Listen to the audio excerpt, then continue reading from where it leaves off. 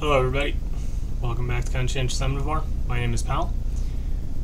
Hopefully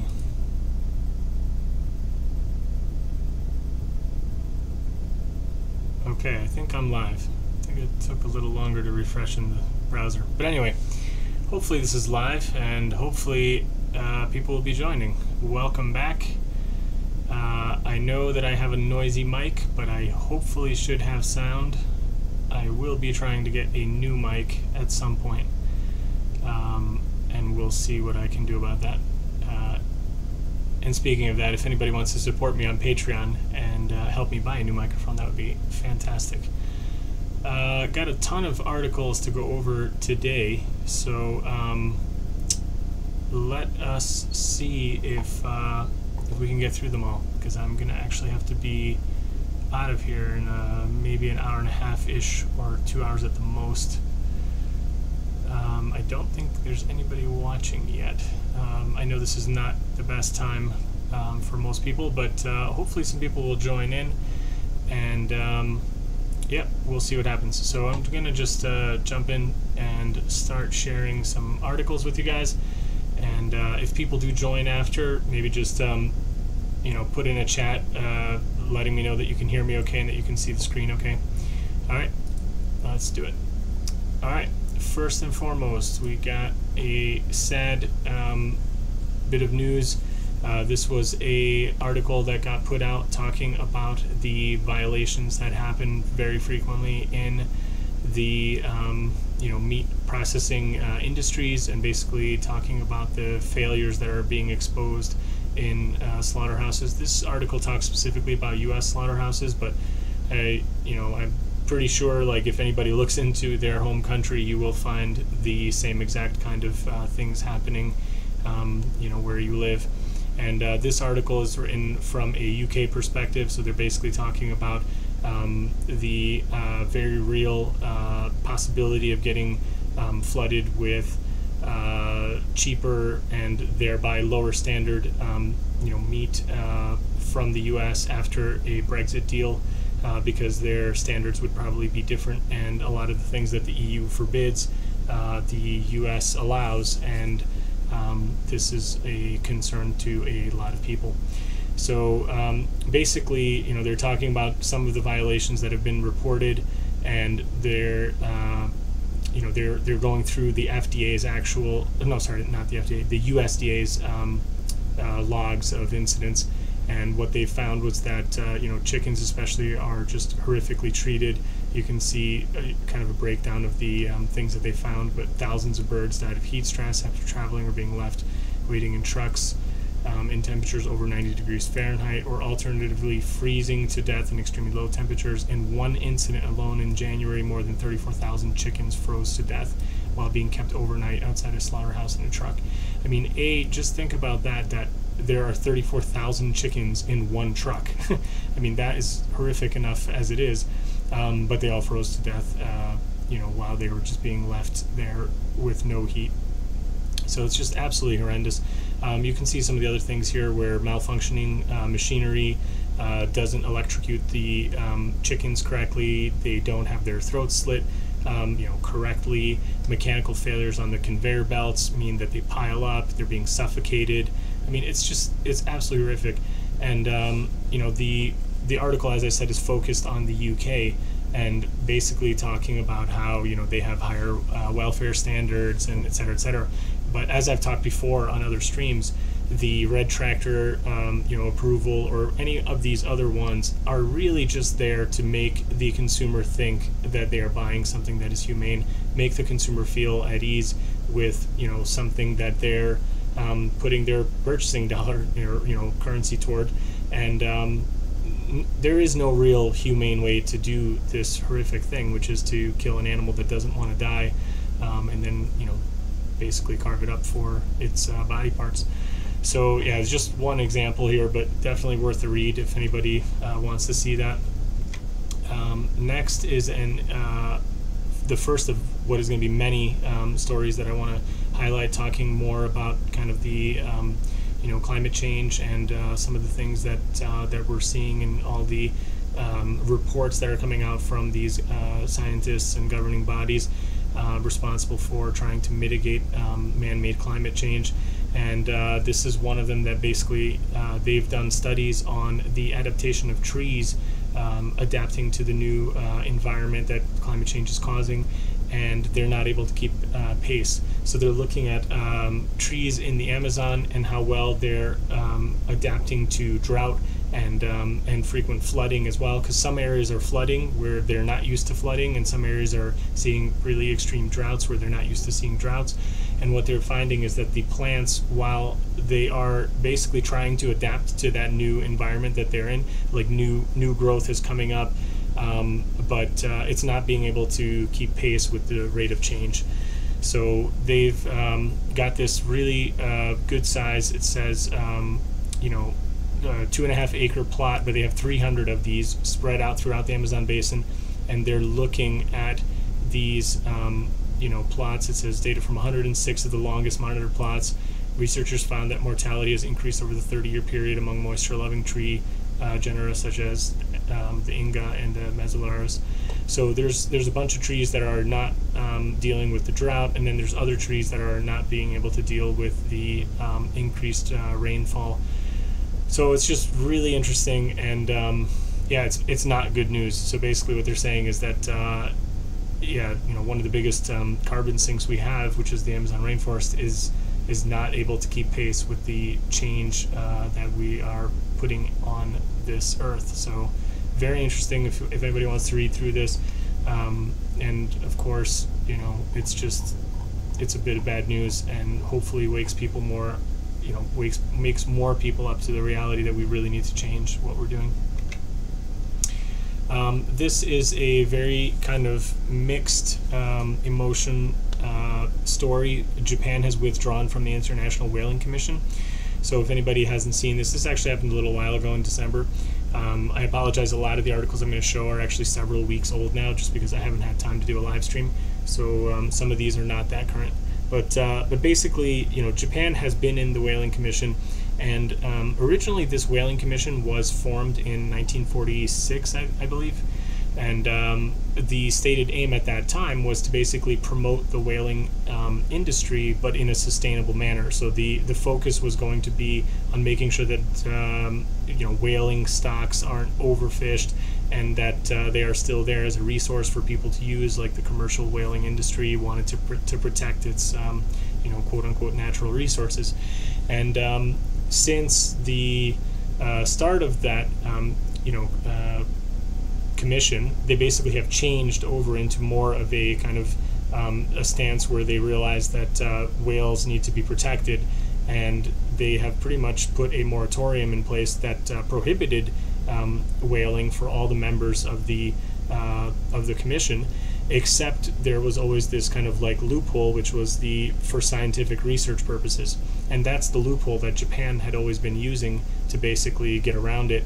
And they had killed 300 plus whales every year since, under the guise of scientific research. And then of course they took the whale meat and they sold it on the regular market, so people in Japan could actually still buy whale meat. And this is a pretty crazy thing, but a lot of people heralded this kind of event as kind of a positive thing, because with Japan not in that commission anymore, they won't really have a say in the kind of like the other member countries and what they want to do. So in a way, it's kind of like allows them to keep whaling outright, but they will only be able to whale in their own legally defined waters. So they won't be able to do this in the South Seas, where there is in place a kind of sanctuary, so to speak, protecting the whales. And there was a really great article about this that was written by Peter Singer. If anybody's interested, I definitely recommend reading through this. And this was an opinion piece on the Globe and Mail site, and he basically talks about Japan's decision and how it's a little bit of a face-saving thing, and that all in all they may end up actually killing less whales because they will be limited to whaling only within their own international waters. Their coastal waters, not international waters. So it might actually be a good thing.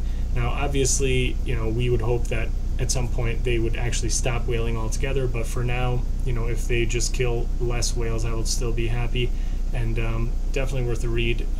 There's some pretty interesting stuff about the intelligence of whales and their social kind of, you know, communities and all this kind of stuff. They also, Peter Singer in this article also talks about how some of the whales are actually the longest lived mammals on Earth. And this was actually quite cool. I didn't realize this. I'd never even heard of this. But the bowhead whales live much longer than any other mammal. Some have been found with 200-year-old ivory spear tips embedded in their flesh. So, you know, that just boggles the mind. You figure some of these whales are swimming around and they're 200 plus years old. Like, who knows how long they would live if, you know, greedy, stupid humans wouldn't be hunting them. So it's just really interesting. I definitely recommend reading this article by Peter Singer as well. Pretty cool.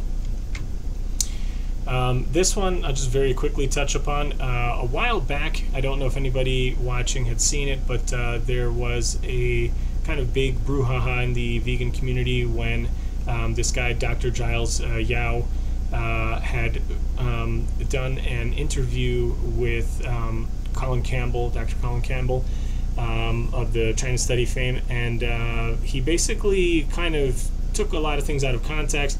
There was a response, you know, letter that Dr. Campbell had sent to the BBC as a complaint. There was a great you know, feature on this by Plant-Based News, their site. So check it out if you haven't seen that. But anyway, he's kind of been notorious, I would say, for trying to paint veganism in a bad light, especially with that series of videos, and trying to basically show that it's not as healthy or not as good as people claim. And anyway, long story short, he recently went vegan for a month, and they did an episode where they reviewed you know, his stats, and basically the results are right here. After 1 month on a vegan diet, Giles lost 4 kilograms and his body fat dropped by 2%. His BMI improved by 6% and his cholesterol fell by 12%. So that's after only 4 weeks. And of course, they still try and paint it in a way of like, but you know, make sure that you know every meal that you're getting and that you're going to be not nutrient deficient, and they're starting to scare you with all the stuff that you need and what have you. But at least, I mean, overall, it's kind of like a positive thing where they did say that, you know, he did have positive health outcomes, and they did check for his nutrient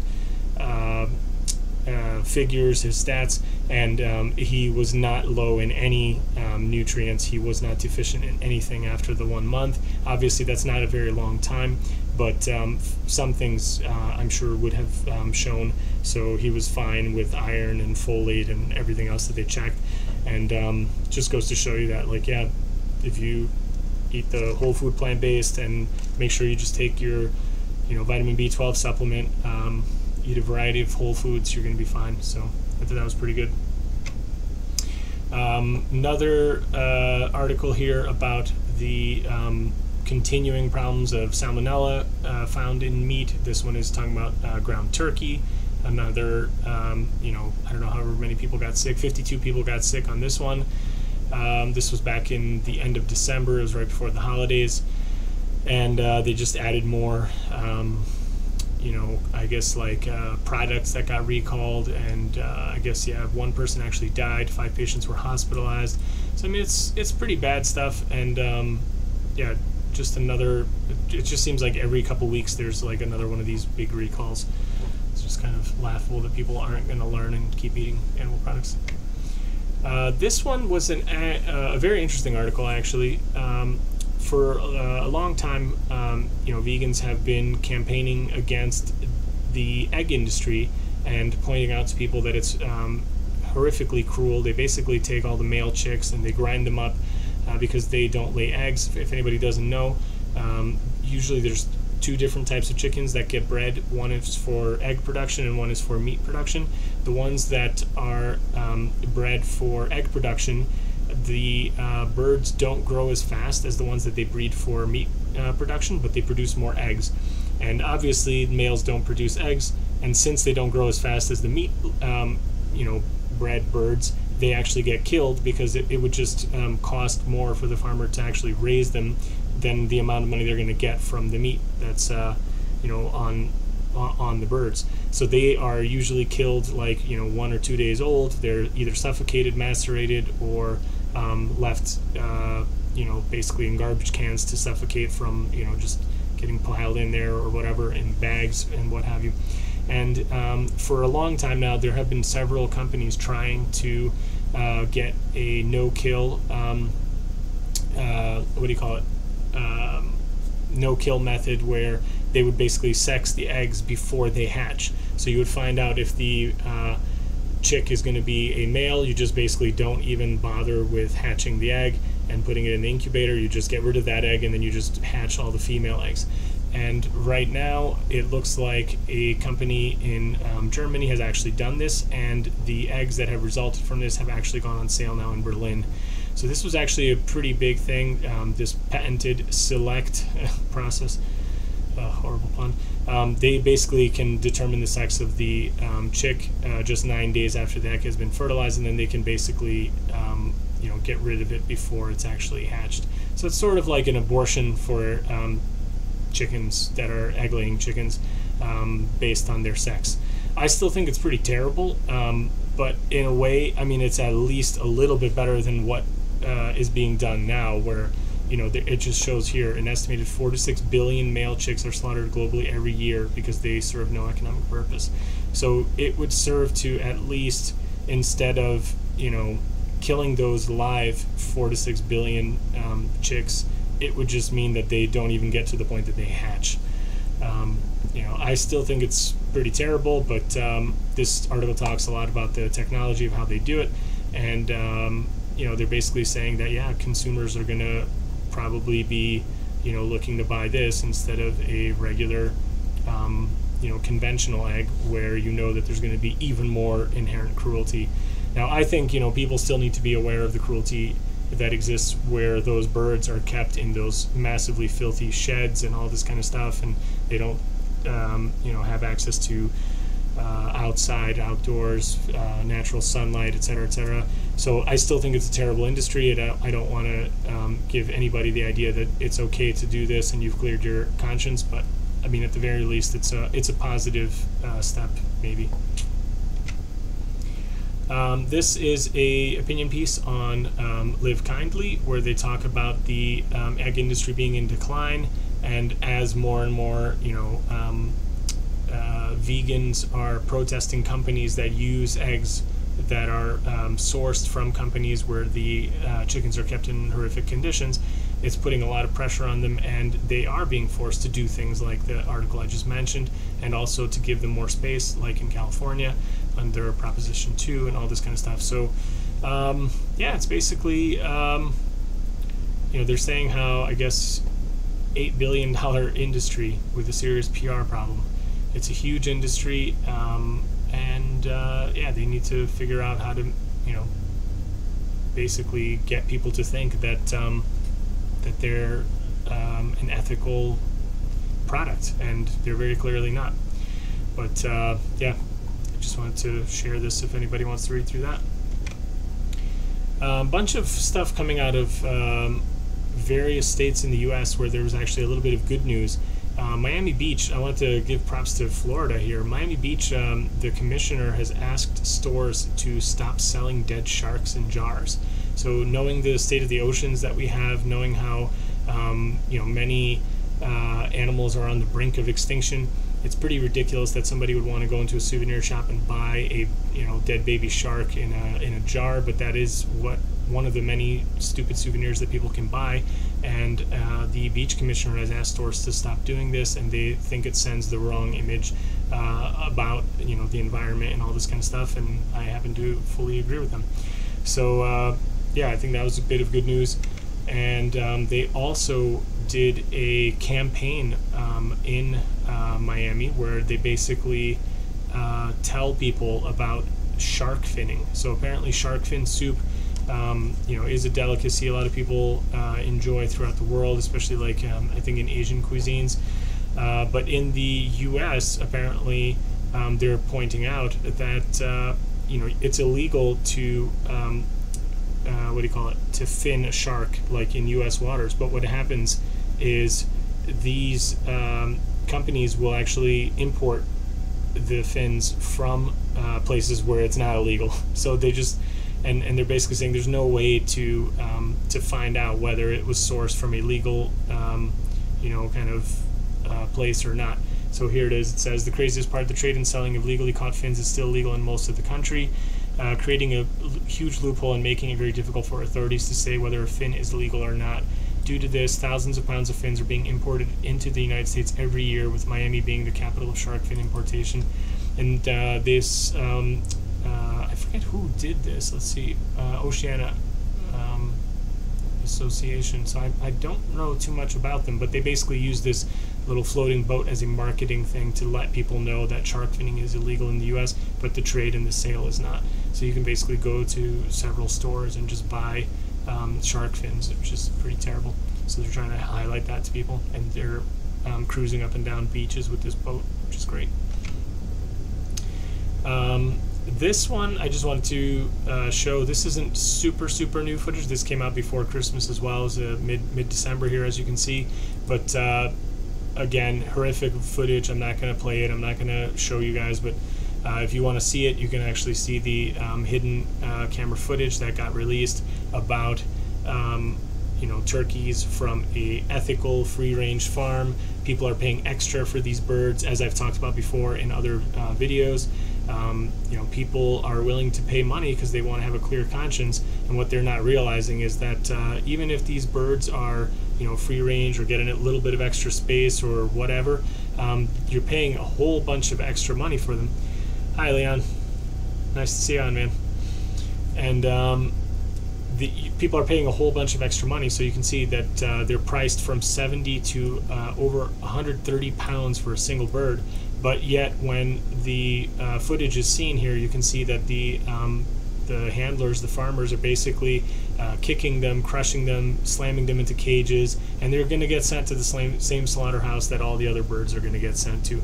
So it's just a really grim reminder, and it really shows you the truth of what people are willing to go to delude themselves. And yeah, I just think it's like really sad. This next article is actually I don't think it's from this farm, but I remember this farmer. There was a big stink because he apparently got kind of like threats and some vandalism from vegans on his farm, because he was doing a promotion where you can go and like what do you call it, like feed the turkeys, and then this was leading up to the Christmas season, and then you would be like kind of like helping to raise the bird that you would then get delivered to you, obviously killed, cooked, and cleaned, or I don't know if it was cooked, but anyway, whatever, cleaned, and then you would cook that for Christmas. And this guy was basically complaining about how vegans were like trying to damage his business, and they did graffiti on his property and all this kind of stuff. And then later on here, right before Christmas, he says, poultry farmer who received death threats has thanked the vegan mafia for helping him to sell out of Christmas turkeys. And he says that he's been selling 25 birds a day since the attacks at the beginning of November, compared to the usual 1 or 2. So that's a huge difference. I think there's actually a couple of interesting things about this. Basically, I think it's a bit of propaganda, and I think it's a little bit of a lie. I really don't believe this guy because of this right here. He says, we do 2 types of turkeys, the white barn-reared and the bronze free-range. And in previous years, we always sold more white barn-reared ones. This year, because of the extra publicity, we sold out of the free-range ones. It seems to me that seems like although the vegan mafia wanted us to stop killing turkeys, it hasn't happened. What has happened is people have decided to buy more and go for slightly better welfare turkeys, going for free range. So I think it's really kind of crazy that what he's saying here is like, he's even admitting it. He said slightly better welfare turkeys. These are his own words. It's a direct quote. Slightly better welfare turkeys. It's like, I think it's a Freudian slip. He's actually admitting that really there's not that much difference, but maybe one of them gets to go outside for like 20 minutes or something and the other one doesn't. But then this is the part that really got me, and when I read this, he says, I'd say that we've done double what we'd usually do. We've sold thousands. He says he added that while in previous years the farm shop had always sold more barn-reared birds, this year they had sold 800 compared to the 1,500 free-range turkeys. So this is the part that doesn't add up in my mind. He obviously had to start stocking these birds ahead of the holidays to make sure that he had what he thought would be a reasonable number to sell. And then he started getting these threats after he came up with this stupid plan of like telling people like come and feed your own bird before we kill it for you.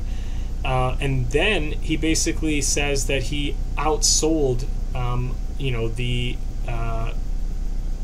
what he had even anticipated. So it's like it just doesn't add up. Like what I'm saying is like if you're a farmer, you have like a usual size that you kind of count for. Like, okay, last year I sold 800. Oh wait, sorry, no, that 800 is the white ones. But what did he say? Where was the number that I wanted to go over? Hold on.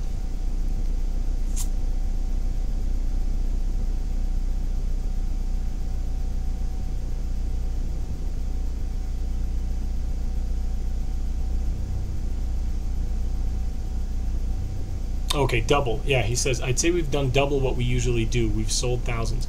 So he's like, where did these extra birds come from? I really think what ended up happening is that he's probably just taken the regular ones that are the barn-raised ones, that are not the free-range ones, and he probably just saw like, oh wow, geez, people just want those. I've ran out. And he probably just killed those and sold them as the free-range ones. That's what I think is the far more likely thing.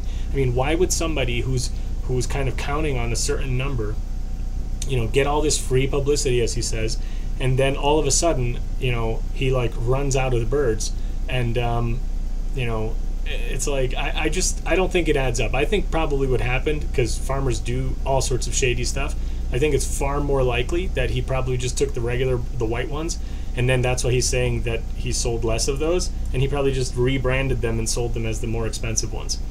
I mean, just knowing human nature and when there's money involved, like that's what I would say is probably the most reasonable thing that probably happened here. What does Leon say? Perhaps he bought some from neighboring farms when he was running low. Certainly possible, but yeah, I would probably just guess fraud. Okay, bunch of news I have on the ocean and kind of the sad state of affairs there. This is one where they're basically talking about oxygen levels may dramatically alter, lower oxygen levels may dramatically alter ecosystems. It's basically talking about, the lower oxygen levels, and it's driving, animal migration. Certain species can't adapt. They're basically trying to go to other, areas. It says here, species that will have to adapt will likely travel to shallower waters where they will face more sunlight, higher temperature, and a greater risk of predators. So a lot of these things are like imbalance, and we're basically throwing it out of balance with the man-made climate change, and it's very strongly affecting the ocean. I talked before in a previous stream how the CO2 levels are being altered, all this kind of stuff, so it's pretty crazy. Trying to move along quickly here because in about an hour I really got to get going. This was an interesting one. They did a poll. This survey was conducted by Cherry Digital, an international PR company, and they found that just about half of U.S. meat eaters would rather go vegetarian than kill an animal themselves for food. So I just thought this was very interesting. It basically says, it showed that 49.3, so just under 50% of the population would not eat meat if they personally had to take the life of the animal. They talk about having a disparity between different areas of the country. So Rhode Island residents were the most likely to abstain from meat, whereas 85% of the respondents from Utah and Louisiana said they would be able to kill. That, probably just goes and speaks to kind of like the more rural areas where people probably are doing more, agricultural jobs, or maybe they have, actual like animal husbandry going on in their backyards. But overall, though, it's still a very kind of crazy figure that, just about half the people wouldn't be able to do it. So it just says a lot about kind of the human psyche. And hi, Ray Slower. Hi, Vohan. Stay out of Utah, Ray Slower says. Yeah, so I mean, it really kind of goes a lot. You know, it goes to show you that people really are willing to pay somebody else to do the dirty work. But if it came down to it, they wouldn't do it themselves. That should be the kind of wake up call that says to you, oh, okay, I'm not going to do this because I don't feel good doing it. But yeah, just interesting. California has done a bunch of great stuff recently, and here's another one to add to that list. They are phasing out the use of driftnets that cause widespread devastation. So they passed a new bill, SB 1017. It requires the state to set up a program to buy back nets and fishing permits from commercial fishermen who work in the driftnet industry. And they're basically giving them a kind of timeline. So here it is. They're required to set up a program by March 31st of 2020 to pay fishermen $10,000 for their permit. Active fishermen will be paid and $100,000 for surrendering their nets to the state for recycling and disposal. So I think that's really cool. They're allocating $1 million in donations, and it'll be funded by $1 million in donations, and they're allocating $1 million in state funding.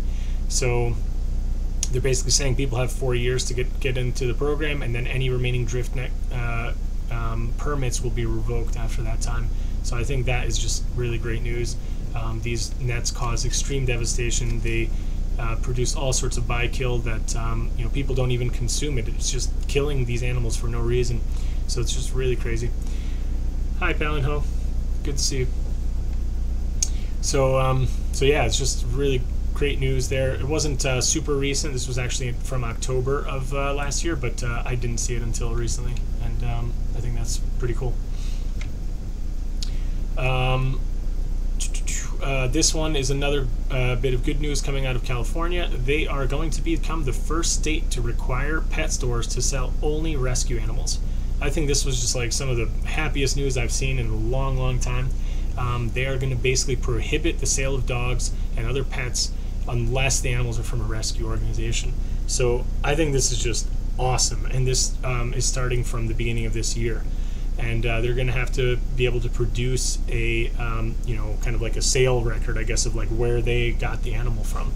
So this is just fantastic. I mean, if anybody knows anything about, like, you don't even have to be vegan, just look into the pet industry. It's just so horrific, and there are so many kill shelters where people, get animals and then they just it's like the typical thing, they'll buy a puppy for their kid at Christmas, and by February people are like, oh shoot, you got to take this dog out and you got to pick up its poo and you got to bring it to the vet, and it costs money, and you have to walk it, and you have to do all this stuff, and they're like, oh, screw this, and they get rid of the dog. They bring it to a shelter because they think like everything's gonna be okay, but then after a certain amount of weeks, if nobody comes and adopts that dog, they usually kill it. I mean, the vast majority of animal shelters are kill shelters. So yeah, it's just something to be aware of, and I think this was just awesome news. Sorry, I gotta get a drink.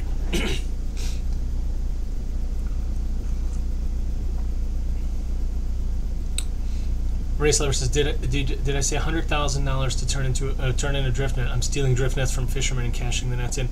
I'm pretty sure you would have to show your permit number based on that. Let me go back to that article. So they're getting paid $10,000 for their permit if they turn in their permit, and the active fishermen will be paid $100,000 for surrendering their nets. So yeah, that's a ton of money. I don't know how much these nets cost, quite frankly. I mean, they are huge, so it's possible that they cost like, many tens of thousands of dollars, possibly even as much as $100,000. I don't know. But it's a good idea. Yeah, somehow if you can forge a permit and then steal it from a fisherman, I don't know. I hope everybody realizes I'm kind of joking. I wouldn't actually condone this, but as an idea for like a plot for like a vegan movie, that would be pretty cool. All right. Sorry for the image. Amazon has finally stopped selling foie gras in California.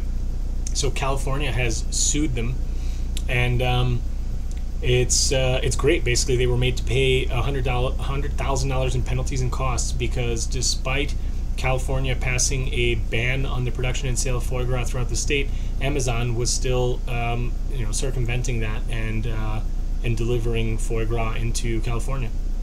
And they got slapped with this fine, and they have agreed to the settlement, and they basically stopped doing it. So this is awesome. And if anybody doesn't know about foie gras, they basically take birds. It's usually like either ducks or geese, and they will force feed them until they actually get ill. And just like people will get fatty liver disease, like if you have like diabetes and all these other kind of complications from like overeating, these animals have similar things, and their livers fatten up, and that is the liver that is used to make foie gras. So it's just it's a pretty terrible thing. Sadly, it's a huge delicacy here in Hungary. You see it all over the place, and it's just awesome to know that people are banning it, and people are becoming more aware of how cruel this is. It's basically force feeding these animals until they are literally getting sick and their livers are swelling. Reis Lover says foraging permits can be done.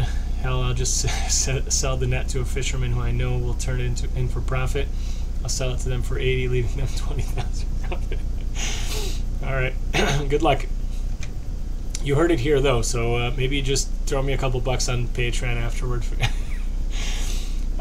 This one is more good news, again from California, but also from Massachusetts. The Supreme Court lets stand a ban on caged confinement and the foie gras ban. So this was a thing that many in the animal agriculture industry were fighting, and they were lobbying against it, and the Supreme Court basically said that these states did indeed have the right to ban these things, and that the industry is basically told them they're out of luck.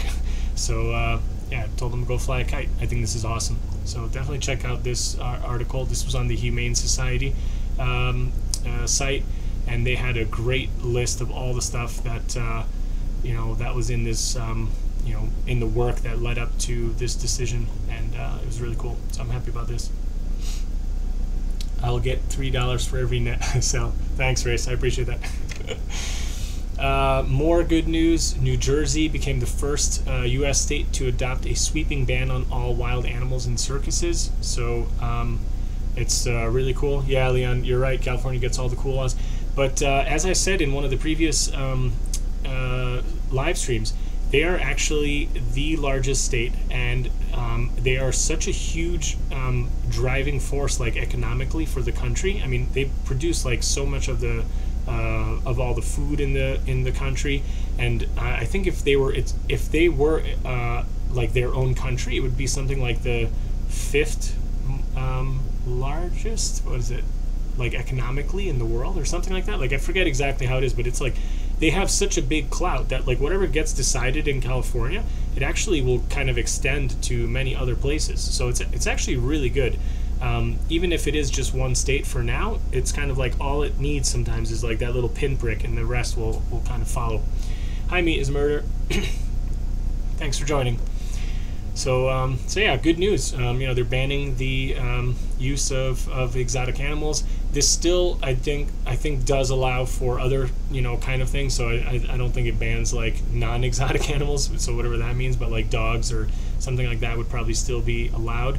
But at least it's a start, and it definitely goes a long way, because most of these animals that are used are, in circuses, they're really large animals. They're not meant to be kept in cages at all. They do not do well with confinement, and in order to really just to teach them to do these stupid, inane tricks, they are very regularly beaten, and that is the only way that you can get them to do this kind of stupid tricks for people. So it's great to see a ban on this, and it follows many countries around the world that have banned wild animals in circuses. So it's awesome. All right, and then following on from New Jersey, Hawaii has actually also banned the use of wild circus animals. So again, like I said, sometimes it just takes that first little step, and then another state will do it, another state will do it, another state will do it. It's kind of like the you know, the right to gay marriage, the right to have medicinal, you know, marijuana, like all of these things. Sometimes it just takes that one, you know, state to make the change, and then other things, you know, will just follow suit. Yeah, they are changing fast. Meat is murder. That's right. This is a very sad bit of news. The Malaysian state of Sabah has confirmed that there are no more Sumatran rhinos left in the wild, and they are trying to kind of like reintroduce them. They have, I guess, like, I think literally two left. There's a male and a female in a neighboring country. I can't remember where. And they're trying to like propagate them from there, and then put, you know, possibly you know, bring them back. But it is just extremely sad. They're basically you know, again, habitat loss due to palm oil production and other, you know, kind of like people pressure. And it says specifically oil palm plantations and human settlements. So yeah, I mean, it's just really sad, and these were very, very common, I guess, like, you know, even just a very short few number of years ago. And honestly, reading this, it didn't sound all that like optimistic that it was going to work, because the female that they had, I can't remember if it was the male or the female. I think it was the female. She was having all sorts of like problems, and yeah, they're basically, they weren't at all thinking that it's like a sure thing. Yeah, the female rhino is sickly and presently put on 24-hour surveillance. So it's lost about 50 kilograms since July. So that's not a good sign. So just very sad. And, you know, again, people hunt these animals for all sorts of, you know. Did something start? Oh, I don't know. I'm getting some sound. But anyway, I'm gonna kill this tab. Okay, yeah, maybe some ads started playing in there. Sorry about that.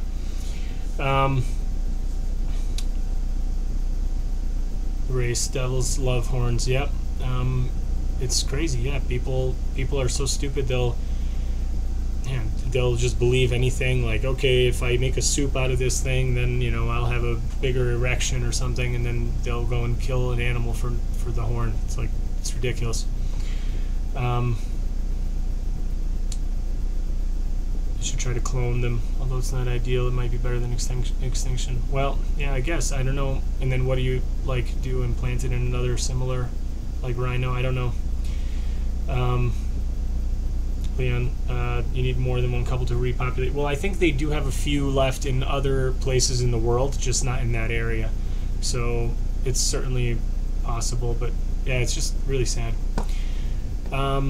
Bit of good news. This is kind of like lighthearted. It's not really like drastic or anything, but the WuTang Clan have gotten their own street sign in New York, and this street was renamed in their honor, basically, you know, acknowledging their kind of like impact and importance to you know, their, I guess, like starting ground. And I didn't know this because I actually am not really very much into hip-hop at all, but I guess many of the WuTang Clan members are actually outspoken voices for veganism and animal rights. So I think that's awesome. If anybody likes them, then this is just another reason to like them, and I think it's great. So yeah, they got their own WuTang Clan district, which is formerly the corner of Vanderbilt Avenue and Targhee Street. I don't know how to pronounce that, and that's pretty cool. So anyway, next, this was also a little bit of sad news, but I mean, let's be realistic. This man lived to 104 years old, so it's like, that's a really long life, and he was very healthy right up until he passed on. But Dr. Ellsworth Wareham, he was an MD. He was doing, I think he was a heart surgeon, actually, if I remember right. He said pioneer of open heart surgery. He was doing surgery up until his 90s. Yeah, here he is, retired from his surgical practice at the age of 96. And he's been a vegan for, I don't even remember, but it was like just so long. When did he actually go vegan?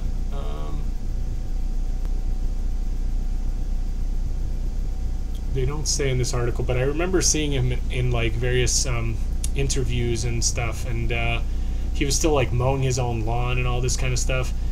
I mean, it's just so cool. Like the guy was like walking up and down stairs, like, you know, like over 100 years old. It's like, I mean, most people, it's like you just be happy to be able to not soil yourself, like, you know, and just be able to chew and eat your own food or something. And this guy was like mowing his lawn, you know, like over 100 years old. I mean, that is just awesome. So cheers to, you know, Dr. Wareham, and you know, I just think like what an example. Meat is Murder says, yeah, 50 plus years he was a vegan. So yeah, man, I mean, this guy was just legend. I mean, just totally awesome. And he credited the vegan diet with basically his longevity. He is survived by his wife of 68 years, Barbara. 4 children, 8 grandchildren, and 6 great-grandchildren. So I just think, you know, this is awesome. And yeah, I guess just peace to his family. And you know, he's an inspiration for sure. He's fitter than me, Meat is Murder says. Well, I think he's fitter than a lot of people, quite frankly. I mean, like I say, man, anybody's mowing their lawn at like 100 plus years old, that guy's pretty awesome. Reis says, I must listen to WuTang Clan. Prove you will by showing, what did you say? By showing us your best rap battle dance moves right now. Oh god, I got no moves. The only rap that I've ever really enjoyed listening to was Tone Loc back in the day. I actually have the CD right here, if you don't believe me. I will show you. Hopefully you can see it. I gotta clean up. My kids take out my CDs and then they're like, Dad, what's this? And I don't know, sometimes I have to play them kind of ridiculous things, or sometimes hide them. Let's see. Angry Vegan, hi there, greetings. Salutations, that's awesome. I have not seen that before. Leon says, watch teens know Wu-Tang music. Do you mean that teens won't know Wu-Tang music? I don't know. Or maybe they do. Maybe I'm just not really in the know. The Funky Cold Medina, that's right. My band in college used to cover that song. It was really fun. Palin Ho, he was a genetic freak only if he gets into bodybuilding instead of being an MD. Yeah, seriously, man. I mean, who knows like what this guy would have looked like if he was just into bodybuilding instead of saving people's lives with open heart surgery. Probably worked on a bunch of people that ate animal products and saved them. Anyway, alright, it's a pun to what Kay's always saying to Logan. Oh, okay. Alright. I gotta start watching more Logan's videos. I haven't watched any of his in a long time. I haven't watched anybody's in a long time. I actually feel really bad. So if anybody's watching from like people who are making their own videos and I haven't been on your channel in like forever, I do apologize. It's been really crazy. Like, I haven't had time for anything, so sorry to everyone. Alright, moving on, because I gotta pick up the pace here. This one was interesting. It was basically a top senior food scientist and the top NHS doctors. This is in the UK. They were urging the government to take action on the nitrates in processed meats. They were basically demanding the action because they know that it's a cancer risk. We know that it's carcinogenic, and they were basically wanting the government to come in and you know, just basically acknowledge the growing consensus of scientific opinion, it says. So, you know, sadly, I think the thing is, you know, people don't realize it's not just the nitrates and the nitrites that are in the processed meats that are probably carcinogenic. The World Health Organization, when they said that, they specifically said that they don't know precisely the mechanism for the increased rates of cancer from the consumption of, you know, processed meats. But that was one of the things that they suspected. But it's not the only thing. So definitely look into it, and you know, even if they ban all nitrates and nitrites, it's not going to totally solve the problem, but it's maybe just going to wake people up to realize that it's not something they should be putting in their body. Don't feel bad about watching Logan because he's mean to you, Reis. I'm sorry about that. You guys are going to do a live stream. Okay, a battle. I'm sure processed meats also have heme iron. Yeah, they have the heme iron. There's a whole bunch of other processes, you know, the increased sulfur, the, what do you call it? Shoot, I can't even think of the thing right now. Anyway, I'm gonna move on. This is a very, very sad bit of news. They caught a record-sized tuna, and it's sold for more than $3 million now in Japan. I think it was Tokyo, obviously, probably. And somebody paid $3.1 million for it. Yeah, and it's just really, really sad that people just don't realize, you know, the rate of destruction among these animals. This is a very key point of this article. It says, just as concerning is that about 90% of the tuna caught are young fish that have not yet, yeah, I think that's a typo, have not yet reproduced, meaning that 9 out of 10 fish may have been the last generation of the bluefin tuna due to not being able to even have an opportunity to reproduce. The species have seen catastrophic decline of 96% in stocks in the northern Pacific Ocean. So they are literally gonna, you know, fish these fish to extinction, and people just, I mean, they're so stupid that they just don't understand. Currently, bluefin tuna only make up for about 1% of the tuna caught worldwide, which is a stark difference to years ago when the fish was one of the most common. So they went from one of the most common to 1%. I mean, it's going to literally be extinct because of idiots like this. So sad. Palenho says $3 million for a fish. Better not give the nets away for $100,000. Yeah. Yeah. Okay. This is pretty much kind of along the same lines. There was a huge study done by a bunch of different scientists, 59 scientists. It was produced by the WWF, not the Wrestling Federation. And what they showed was that humanity has wiped out 60% of mammals, birds, fish, and reptiles since 1970. I mean, that is just mind-boggling. I definitely recommend everybody look through this, look through the charts, look through the information. But basically, they are showing that even by region, it's even worse in some places than others. South and Central America is the worst affected, it says, globally. 89% total drop. Giant otters and spider monkeys are among the species most affected. And they're basically just, you know, saying that, look, you know, there's other analysis that has shown that humankind has destroyed 83% of all mammals and half of the plants since the dawn of civilization. 83%. I mean, get that. That is just insane. And then it says, you know, if the destruction were to end now, it would take 5 to 7 million years for the natural world to recover. Just absolutely mind-boggling. I mean, it's just so sad. Crazy. Okay, how long that beast's been swimming around to be dragged out of the sea? Yeah, seriously. I mean, people just don't. People don't. I don't know. Hey, Liam. I didn't see what you wrote, but anyway, hi. Rock out on the drums. Maybe I'll do that one day. Yeah. So anyway. Yeah. Palenho's right. And the place is taken over by 5 to 7 species. Yep, absolutely. So it's like we just breed all the, you know, food animals and then destroy everything else, literally. So, crazy stuff. Sorry for the graphic picture here. This was actually a bit of good news, I think.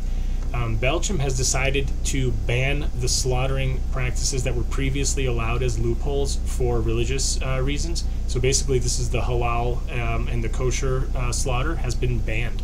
They have deemed it to be inhumane, and it will no longer be allowed. And see ya, meat is murder. Have a good one, man.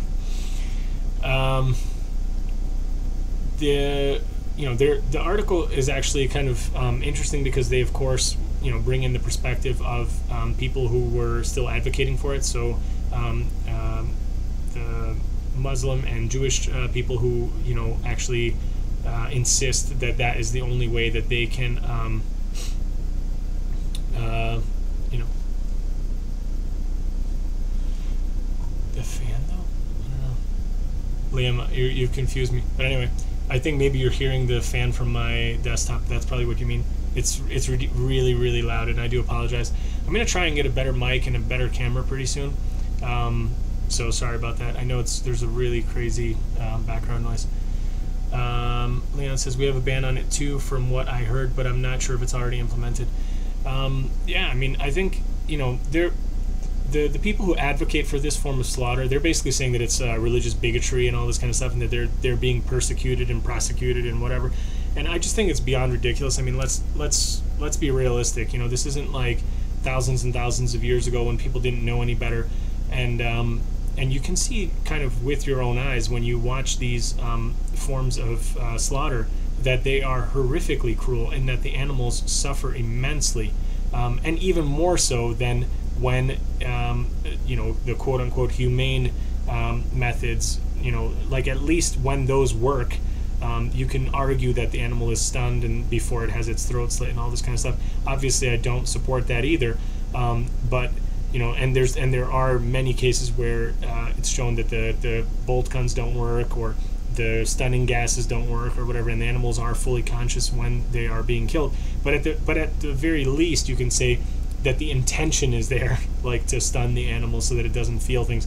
With these forms, you know, these religious forms of slaughter, it's like the animal's fully conscious. They've done nothing to try and mitigate the pain or the consciousness that the animal, you know, is there and present in the moment, and it's just insane. So yeah, like there was a quote here that I just wanted to say.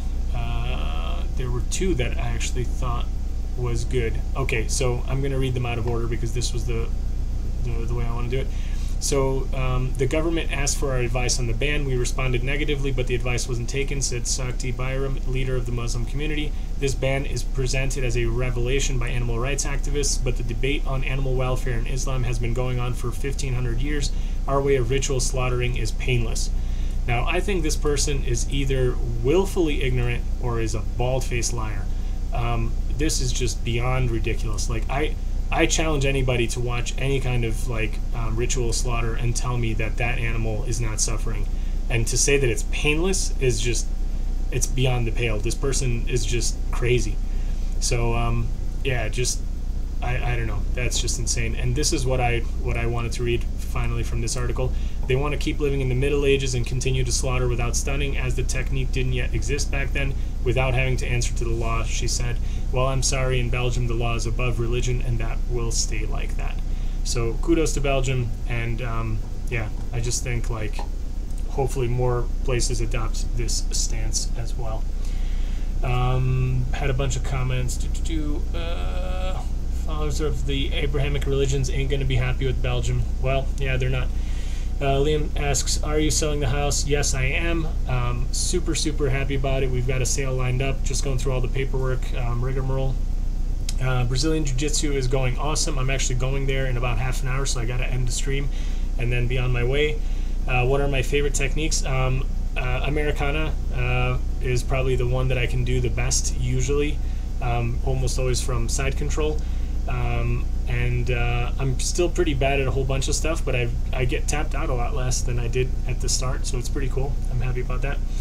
Palenho says, here the government and friends buying all the pork companies, so there will be no ban on any type of slaughter. Yeah, well, that's a real sad thing. Where there's money, people will just do the wrong thing. I always say this. Reis says, at least the non-halal kills tries to pull a Bill Cosby move so the victim isn't aware. Yeah, exactly. Liam Anthony, I reckon arm triangle is his fave. I think that is the same thing, but I don't know. Maybe that is the, I think it's called Americana. But anyway, maybe that's the arm triangle. But anyway, next. Moving on. This was something that is pretty sad. There was a huge ocean cleanup effort to try and get the plastic pulled out of the ocean. They made this huge cleanup device that was it was meant to kind of like troll along the Pacific garbage patch, which is that big floating island of plastic that's like whatever the size, it's like half the size of France or something. And real mean wrestle pal. And they were basically you know, trying to get this thing to float through there and collect all the garbage, and unfortunately it's broken apart. It got hit by a huge storm, and it was unable to collect any garbage. And so they're kind of going to drag it back to Hawaii. It's going to be towed 800 miles back to Hawaii, and they're going to try and, you know, repair it and do a whole bunch of changes and then try it again. The person who was developing it was basically saying that this is kind of what they expected, that they would have to do several iterations of this before it would, you know, work correctly. But then, of course, critics said, like, look, it's really expensive and it didn't work at all, and, you know, blah, blah, blah, and they're kind of poo-pooing the whole thing. I applaud anybody for making the effort, at least, for trying. But at the same time, what I want to highlight from this is that, like, yeah, like, the solution to this problem is probably not very simple. And the most important thing we can do is get rid of fishing, because that accounts for 46% of all the plastic in the ocean.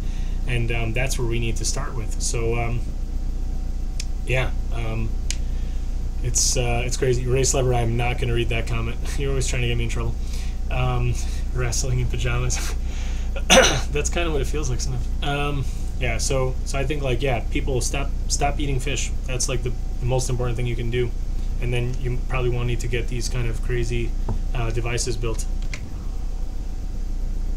This one, probably for anybody in the UK, like, you guys have all been laughing at Piers Morgan for quite a while, but for anybody who's watching from the US, you might not, like, know him too much or whatever, but this guy's a complete loon, and he loves bashing vegans. He loves bringing people on to his show and just kind of giving them a hard time and just doing really weird stuff. And this past couple weeks, there has been a big brouhaha where he was, like, slamming there was a company that made a new vegan sausage, I don't know, whatever the heck it's called, and then he went on this, you know, talk show that they have in the morning, Good Morning Britain or whatever it is, and he had his little Morgan's meat stand, and he's basically telling people that eating meat is good for your health and all this kind of crazy stuff. I mean, the guy is just an absolute nut, and people have been lambasting him on Twitter just constantly, so it's just, like, it's really funny.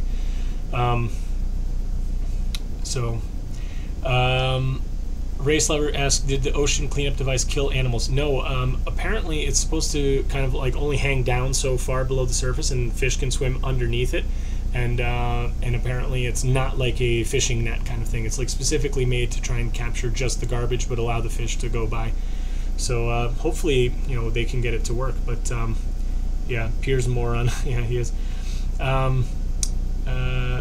Leon says he's my favorite non-vegan advocate for veganism. Yeah, because he makes such an ass of himself, quite frankly, that I think people just realize that he's a complete idiot. So yeah, I don't know. This was a great opinion piece that I wanted to share with you guys. This guy, David Mitchell, I have no idea who he is, but he basically wrote an opinion piece that is sure to sit well, I think, with a lot of people. He says, my beef with vegans says more about me than them. And he basically does a pretty good kind of self-analysis of, like, why is it that he gets so offended when people try to talk to him about veganism. And he really kind of, like, looks into his own, you know, kind of psyche and his own, you know, kind of, like, thinking and evaluates his own, yeah, his own morals and stuff. And, yeah, he just, like, it's a great article. So definitely read through this if anybody's interested. I think it also would hopefully be good for anybody who is a vegan advocate. If you're talking to people, you know, if you were to talk to this guy, he would probably be, you know, that 3/4 of the way to vegan. So, like, just try and think of this, like, when you're talking to people, because I think it's really helpful. Like, you can kind of see the progression of his mindset and how he gets to probably become vegan someday. So I think it's really cool. It's a good read.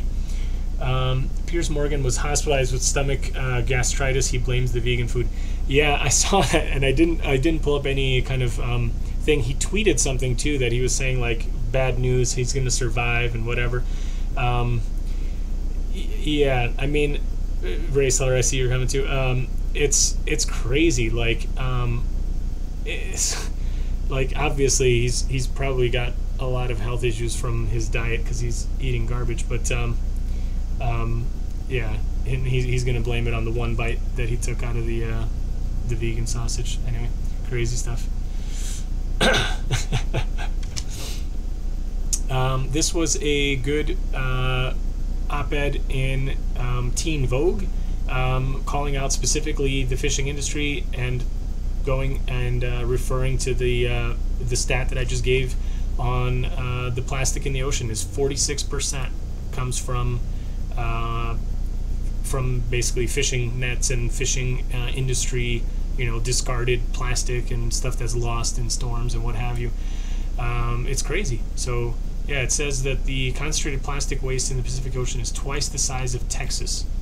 I mean, it's huge. It's just so massive, and people don't realize that, like getting rid of our straws, it's great. Yeah, let's get rid of the straws because we don't need them, and it's an easy thing to do, but it makes up something like 0.3% of the plastic in the ocean. It's like not going to really help anything.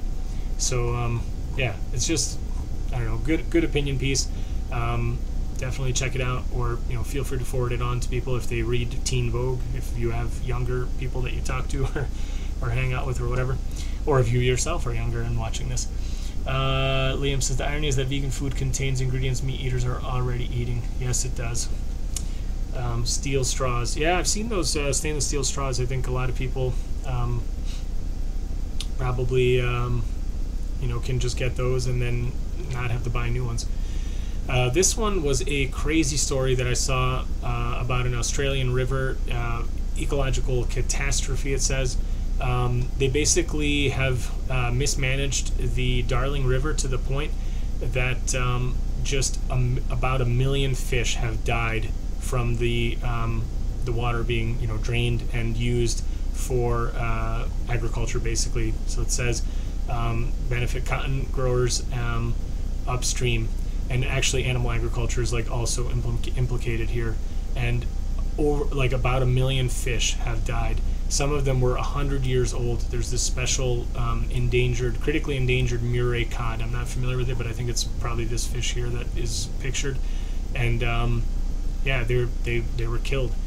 And there's kind of like a back and forth between the local people who are kind of advocates for the environment versus the livestock farmers and all this kind of stuff. So they say 250,000 livestock and millions of native animals are at risk from increasingly toxic river water.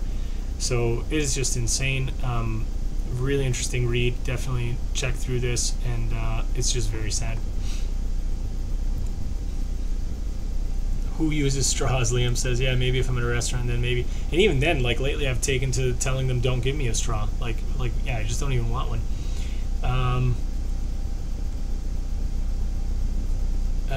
Let's see, I need my phytoestrogens. So yeah, for the beer.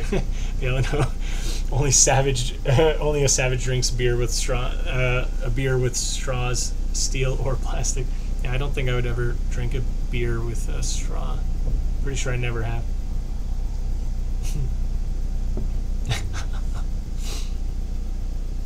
Liam, you're absolutely right. Tragedy of the Commons explains the overfishing and trash in the oceans, etc. Look it up. I will take a look. I didn't know about this. Is that a book or an article? Tragedy of the Commons. I'll have to go look for that. But the crazy thing is that you got this story, right, where they've lost 1 million fish, and then the next story here is also from Australia coming here. The Victorian Fisheries Authority. The state government is committed to delivering its $46 million target 1 million plan for recreational fishing, which aims to grow participation to 1 million anglers by 2020.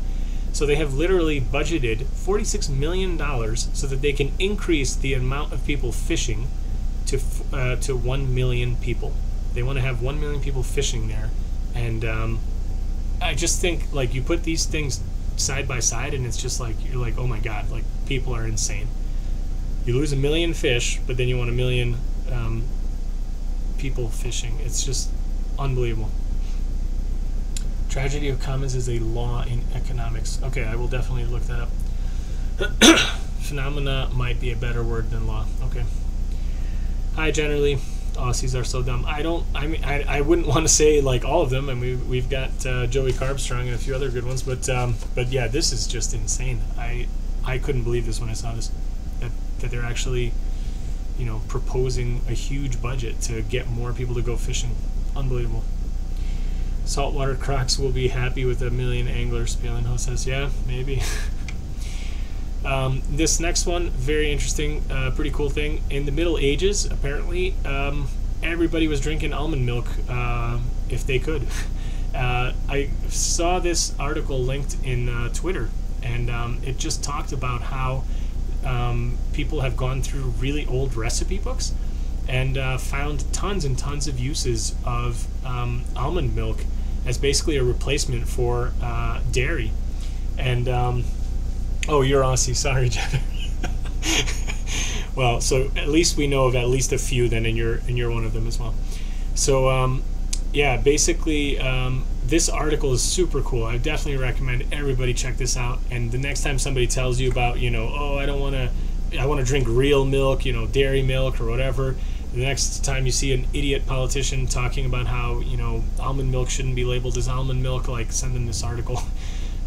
It is just really cool. They're talking about how, like, 12th, I think 13th century, they were already, you know, using it for, like, tons and tons of recipes.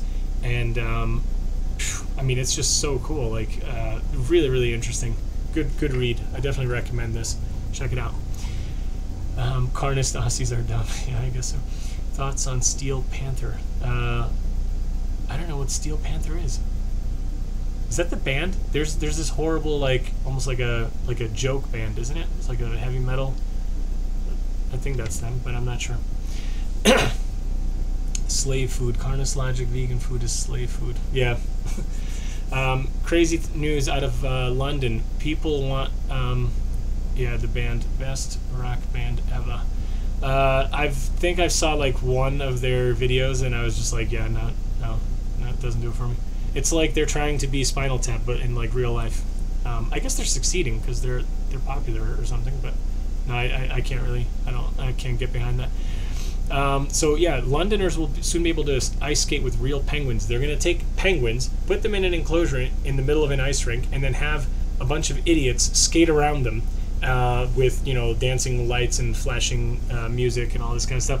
And it is just, I just cannot understand how in 2019 somebody could not look at this as an idea and be like, yeah, I don't think that's probably not a good idea. So thankfully there are tons of you know, people already petitioning to have this banned before it happens, but I can't believe this. I was just shocked when I saw this. You take that Steel Panther back, insult back right now. Look, I didn't insult them. I just said I personally don't like them. So that's all. You want to see them live, Liam? Okay. Maybe you and Reis can go together. Ocean warming is accelerating 40% faster than originally thought. Just another thing kind of going on.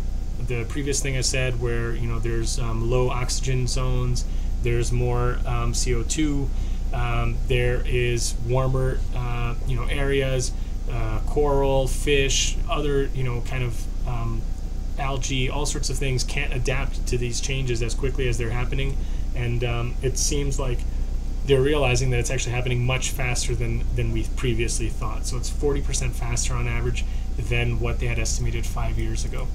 So it's just really insane. Definitely read through this.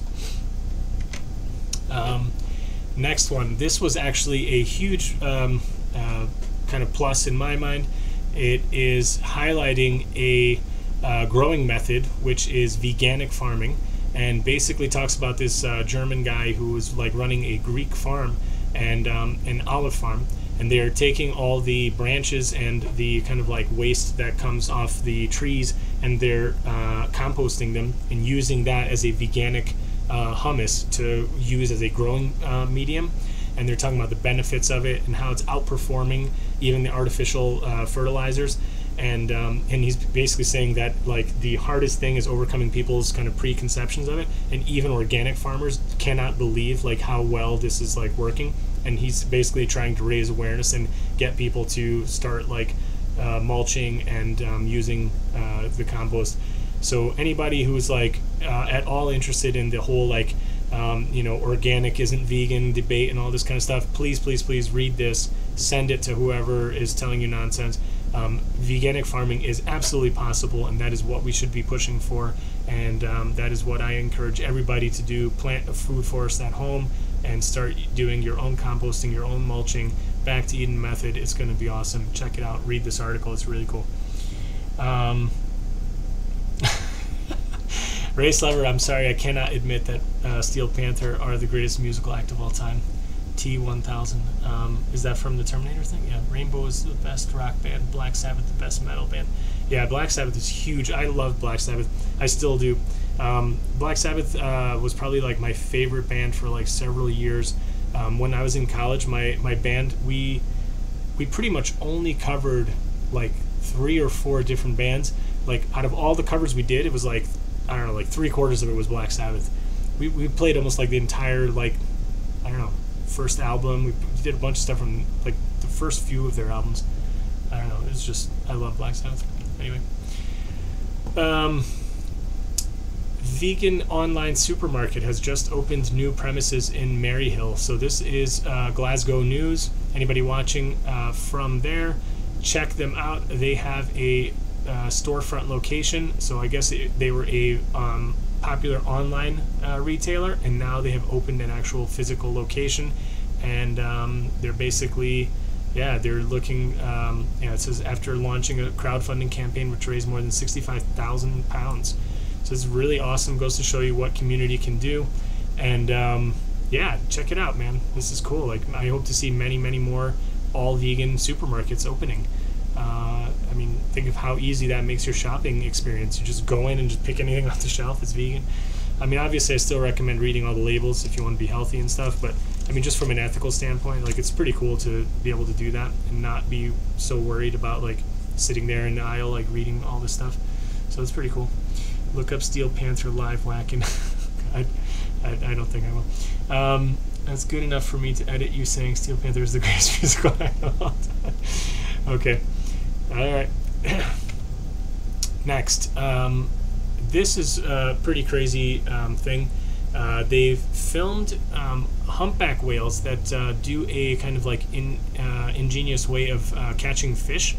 They basically kind of like hover near the surface of the water, open up their mouths, and then what ends up happening is, I guess, like the birds like start kind of circling around them and what have you, and because I guess it looks like land or a rock outcropping or I don't know what, like, gets the birds kind of close by, but basically the birds start chasing the fish nearby, and the fish want to dive down farther so that they escape from the birds, so the birds aren't catching the fish, and they end up going straight into the whale's mouth, and then they eat them. And I guess this is kind of like a new method that is being observed. So they said that the first time this was observed, where was this? As first reported in Marine Mammal Science, the researchers first noticed this way of feeding by 2 whales in 2011. Now the researchers have seen 16 whales use this technique, leading to the belief that other whales have learned from observation. I think this is really cool, and definitely shows you the kind of intelligence that these animals have, and it really kind of like would be an interesting kind of like maybe sci-fi vegan movie. If anybody's into like movies, I'm giving away $1 million idea here. Make this plot into a movie, and I would definitely watch it. Like, animals keep evolving and keep getting smarter, and they basically keep like advancing through this kind of stuff. Like we can see evolution happening like through them, like through things like this, where they start using tools and start communicating better, and all this kind of stuff. And then eventually they become on par with like at least capable of like communicating with humans. And then maybe they either have some kind of like hostilities because we've like exploited them so much, or at the very least they kind of like get to some kind of level of agreement that like we shouldn't exploit them anymore, or I don't know, something. But this is crazy stuff. I've seen whales use lost drift nets. I don't know if you're being serious, but I wouldn't be surprised. I mean, they're really, really smart apparently. So there's a vegan supermarket in London, generally says, but fudge, it's expensive. Yeah, I can imagine that. But that will change, over time. And who knows, maybe in our lifetime we'll get to the point that you'll have to go to a specialty store to not be a vegan supermarket. Yeah, Reis says joke. Okay, cool. I don't know if there's a TV show that has a similar idea, but somebody should make it. vegans take twice the annual sick leave total of the average Briton. First of all, I don't believe this, but recently this came up in my Twitter feed, and Fisherman's Friend, they make cough traps and stuff. I used to buy those when I was in the U.S. But anyway, they are making this claim where that they looked at 1,000 office workers and they basically found that those people eating a vegan diet took off double the days from work for result of cold, coughs, or flu compared to those not eating a vegan diet. And I think, I mean, without seeing the actual study and without knowing the full details of kind of how this was asked, how this was ascertained, all this kind of stuff, and also it's like a relatively small number of people being asked, and I just think it sounds really weird based on my own experience as well. Like, if anything, I think most of the vegans I know tend to be healthier and less likely to be sick, but also the total number of days taken off is so low that I think I'm not even sure that it would be statistically significant. Here they say, let's see, where was it? Yeah, so they took off 5 compared to the 2.5 for average. So, I mean, 5 days a year for being sick, that's not very sick. And comparing it to what? To 2.5 days a year? It's like, I'm not really sure what this is. And the reason I wanted to highlight this is that it's kind of my theory that this is just kind of the backlash. It is Veganuary. There's a lot more people going vegan. And this is just kind of like Piers Morgan and all these other people that are kind of like advocating, or the animal industries themselves that could be pushing these kind of stupid, kind of counter propaganda, or who knows like what this kind of stuff is. It's just it's really crazy. Hi Bev, thanks for joining. Better late than ever. Don't ever feel bad. I'm always kind of just psyched that anybody comes and watches. It's like, it's super exciting. So the reason I say that is because if you look at this is a dairy industry, dairybusiness.com website. They are basically telling people who run dairies how to interact with animal rights advocates, activists, et cetera, and tells them what to do and what not to do, and how to talk to them and all this kind of stuff. I mean, they are feeling the pressure. They are definitely under pressure, and they don't want their businesses to lose money. And so, they basically are making a concerted effort to fight these kind of developments of more and more people going vegan. And if you don't believe me that and it sounds too much like a conspiracy, then this is a really good reminder that in the not too distant past, in the UK, there was a government-sponsored, basically spy ring that was set up to infiltrate and spy on various, civilian organizations, including animal rights, activists organizations, and to the point that people were undercover for years and actually developed relationships with people in the animal rights movement. And this story talks specifically about somebody who ended up having an actual relationship that they maintained, romantic relationship, lasted more than a decade with a prominent political activist. It was an animal rights activist specifically, and this was paid for by the government. This went on for decades. There was a big stink about this before, and actually the company Lush, who makes beauty products and soaps and all this kind of stuff, they actually made a campaign to raise people's awareness about this. And to this day, the full details of these undercover agents was never released. And this is not in the old communist days, behind the Iron Curtain. I could speak to some of those things. This is in the UK, up until 10 years ago or whatever. Insane stuff. Definitely read through this, and it really kind of makes people realize that yes, government will do extremely bad things, and who controls the government? It's the corporations. So don't be surprised if some of these articles and crazy studies coming out might actually be funded by these kinds of things. Undercover with hippie chicks, paid by the government, dream job. Yeah, but first, Palinho, you would have to actually convince the cops and the government that you were on their side. So you might have to do some kind of like immoral stuff to I don't know. Right now they just collect data over the internet. Yeah, probably.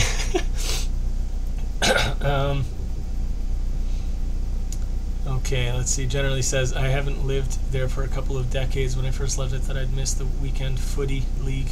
Cane toad. Ooh, I don't even know what you guys are talking about. Oh, the soccer. But I soon forgot about and followed more footy soccer. Okay, and Reis is not mad at me anymore. Okay, good. I'm glad that comment appeased you. Okay, next.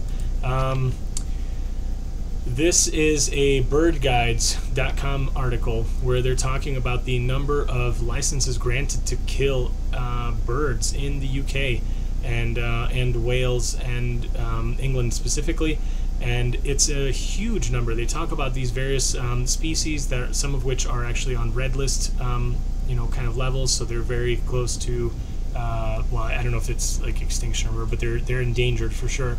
And they're talking about how many of these have received licenses to be shot and killed, and it's just crazy. They're basically making the claim that it's for public safety.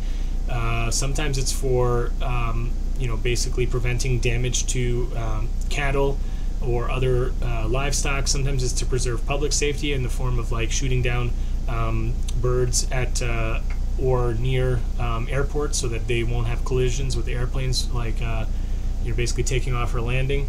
But if you look at the numbers, something doesn't really add up. I mean, there's just so many that have been granted that I just can't imagine that it would really cover those kind of cases. And if you read through kind of a lot of the comments, people are feeling angered and feeling the same way, that something just doesn't jive right here. Like, I don't know what the heck's going on, but just so many animals being like licensed to get killed, even if they're rare, really kind of makes you wonder, like, who's making these decisions. This one highlighting again the planetary emergency. This was actually quite a while ago. This was about a month ago. See you later, Raisler. Thanks for joining. Yeah, Leon says, I'm sure it's because fox hunts are still banned. I actually am going to do a separate live stream all about hunting in the UK, because I've actually just recently started understanding and learning more about the fox hunt and how the ban is and all this kind of stuff. So I'm going to talk about that separately, but you very well may be onto something. They still hunt fox, though. Yes, they do, but it's kind of like a loophole. They claim that it's trail hunting, which is that it's following a scent and that they're not actually trying to catch a fox. Somebody's gone through the woods and scented a trail for them to follow, and that it's all good and fun, and they're not actually trying to catch a fox, which is a complete lie. But anyway, we'll talk about that in another stream. So this article really just talks about how the recent, climate change convention, where they talked about the state of the climate change in the world and the wording of the report, and the way that especially key players like the United States didn't want to take on the findings and all this kind of stuff. It's a really interesting read, but I really have to hurry up, and I got like 10 million more articles to go through, so I don't even think I'm going to be able to finish. This one is just an opinion piece talking about various farming practices that are still legal. This is actually happening in, I think, Germany, if I remember right. Where was this? Yeah, Germany. I guess in a lot of the southern German states, you can still tether cows like this in small, homestead farms. And apparently this was very common practice up until, pretty recently. But then it's been going out of favor. But there are still several farms that still do this. So these cows, for the large majority of their lives, are basically tethered to these kind of stalls and are never allowed outside, or are allowed outside only for very little time of their life, and they're basically just milked in place and all this kind of stuff, and it's just insane. And This article talks about how farmers are reluctant to change, but that the government might put in a ban, and that they're considering it, but it's saying that it might put some small like local family-run farms out of business and all that stuff.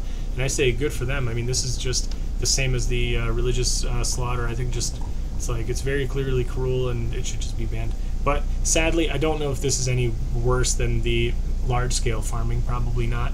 Who knows? But I mean, it just goes to show you, like, people are waking up to this cruelty and seeing it as cruel, even though these cows probably have it slightly better than than the large-scale animal farming.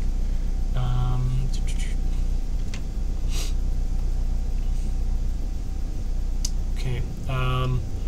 Vegan bean burrito was the most popular on Grubhub. They are 276% more popular.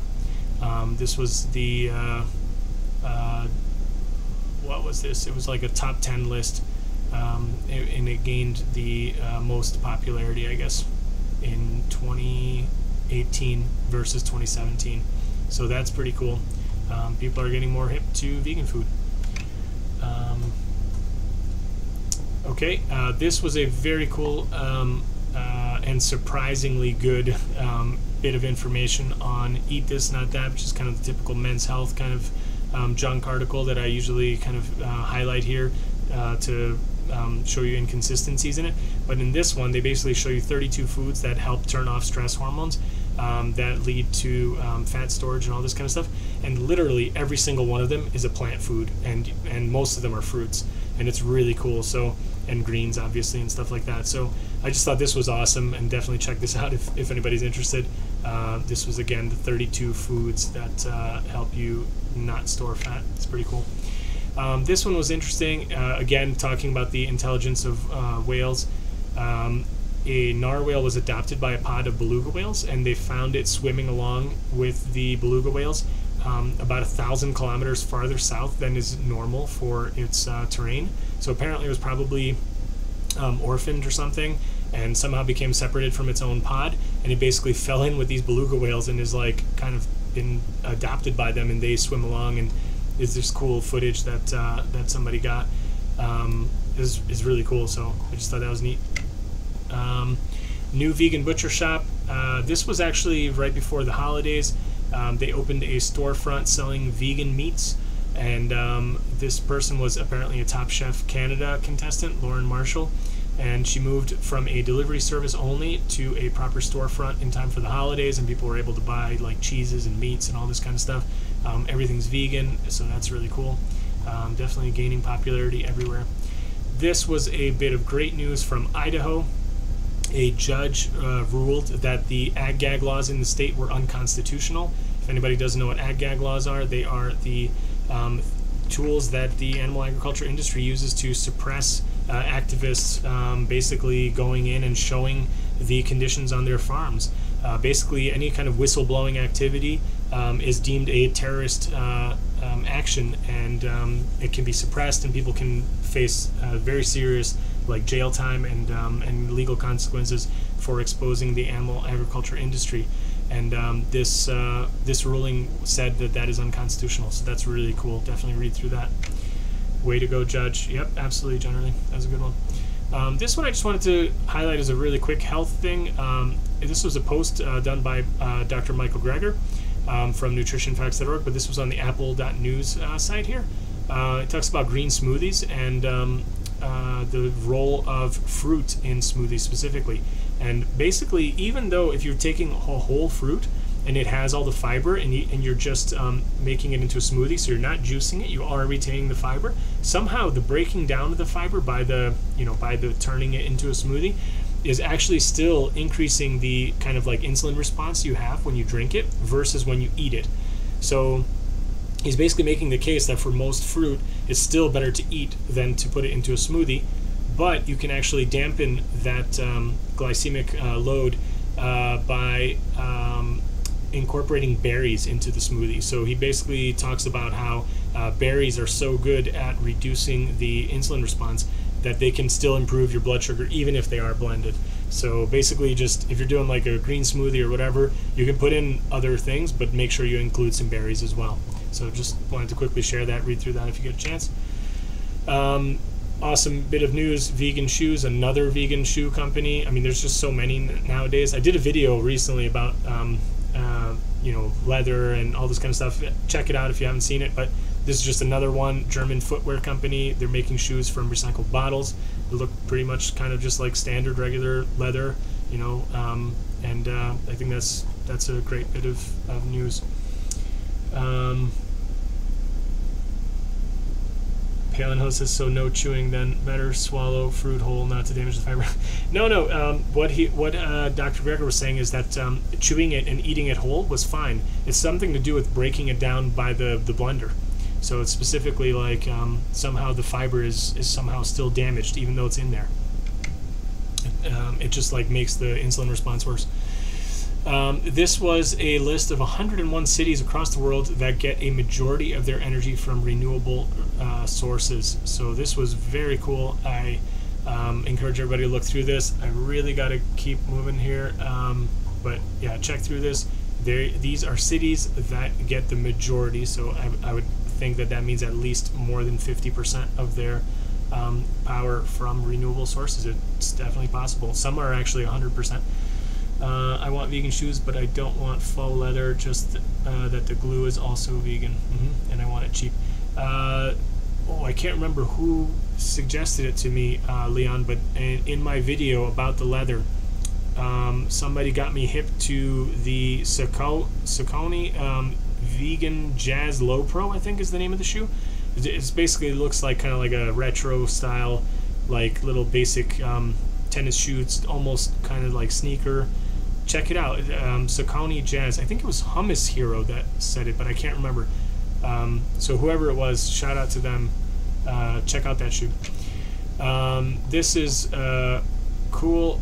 Project to Cool Earth from Climate Change is set to kick off. This is a crazy story. They are talking about sending up a thing into the atmosphere with like a hot air balloon, and then they're going to shoot like some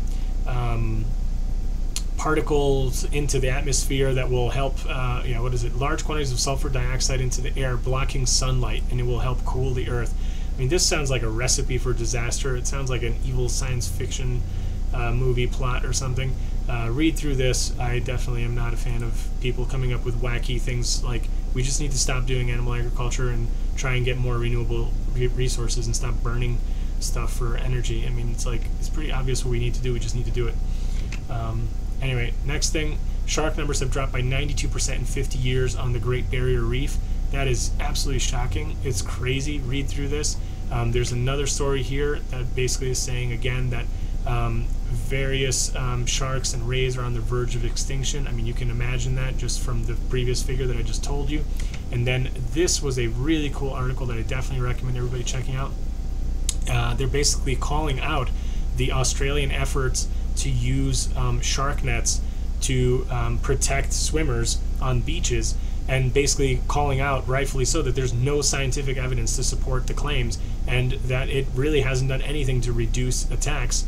And it's a really awesome example that shows you just how few people actually get attacked by sharks, and how incredibly rare it is for anybody to be actually killed by a shark.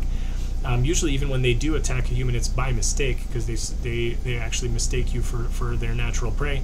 And they talk in this article about how the nets are pretty much completely ineffective, and in fact most of the sharks that they find are on the wrong side of the net, meaning they've already gone into the beach side of the net, and not the whole beach is covered by the net. So it's just really like pointless like killing of sharks for no reason whatsoever. Definitely read through this article. I think it's the most important out of all the ones that I just showed you, the sharks. Generally says, I have vegetarian shoes, label boots. They weren't super expensive, and so far they're great. I wear them every day and walk for a living, so I should know. Solar minimum, and they want to block sunlight. Yeah, I think that's a horrible idea, Palinho. Seriously, it's crazy. Damn Aussies again, generally. Yeah, I don't know, man. It's crazy. And this says these nets have been in place since the 30s. And people just don't, people are now realizing like, oh, there's no science to back it up and they don't actually work. Maybe we should stop doing it. It's like, yeah, crazy. this was again the climate change conference, and talking about the difficulties and getting people on board. They talked about how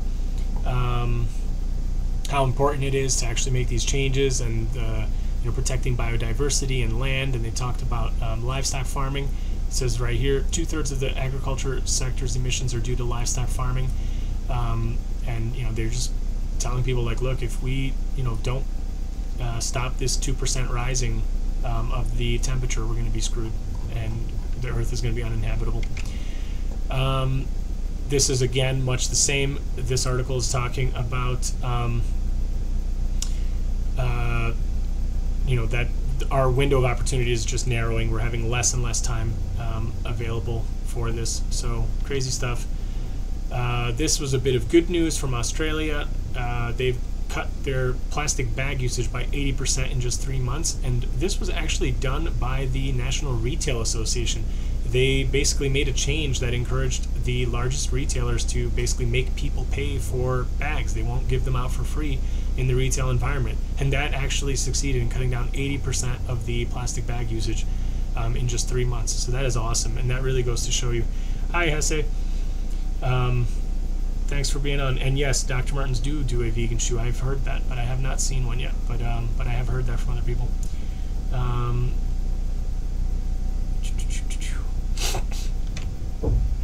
Okay, nearly 100 rare Kemp's Ridley sea turtles were hatched on a New York City beach. This was something that had not happened in, I don't know, however many decades, I think, or something. And they basically said this is the furthest north that they've ever been documented to nest.